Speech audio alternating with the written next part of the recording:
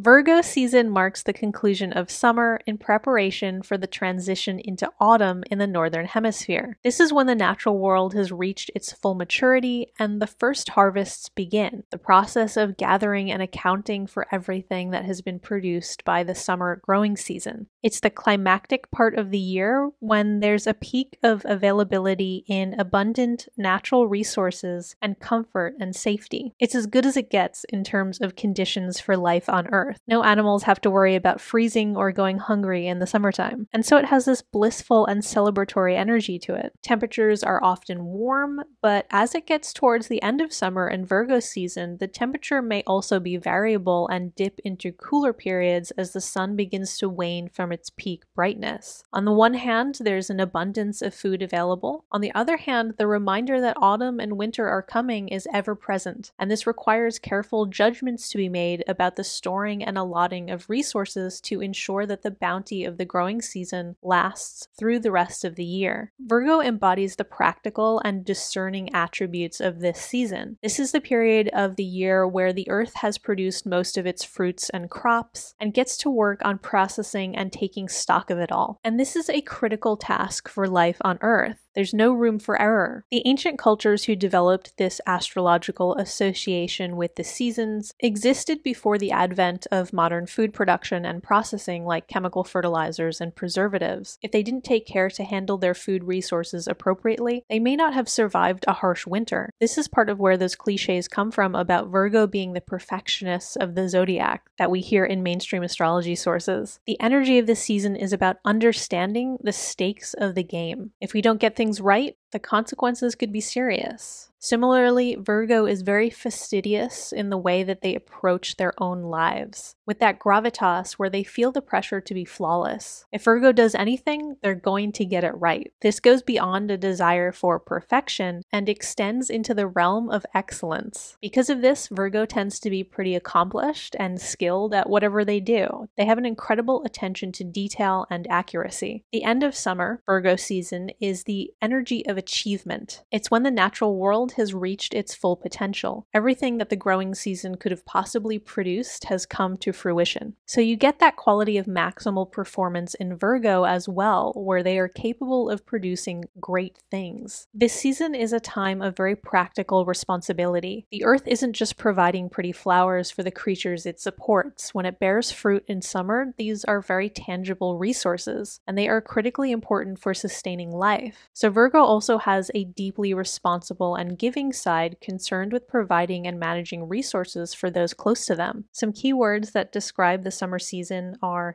realization, actualization, fruition, maturation, celebration, reveling, acquiring, fulfilling, nurturing, and providing. Virgo season is a time of temperature fluctuations and waning sunshine in the northern hemisphere. It's during this transitional period that we are tying up the loose ends of one season in anticipation for the next. This time of year is characterized by its life-sustaining qualities, as the flora's yield is ripe and the fauna is able to gather and begin storing the plentiful nutrition available. If we think of the way the natural world behaves during this season, the way hibernating animals prepare for coming colder months, they gather food and create their nests or burrows very meticulously and diligently. Virgo is also ruled by the detail-oriented and intellectual planet Mercury. Mercury is the planet of cleverness and organization. It supports our ability to make logical decisions, think critically, and categorize our world with efficient systems. Virgo evokes that practical-minded intelligence where they are powerfully rational and impeccable thinkers, which other people tend to rely on for their sound judgment.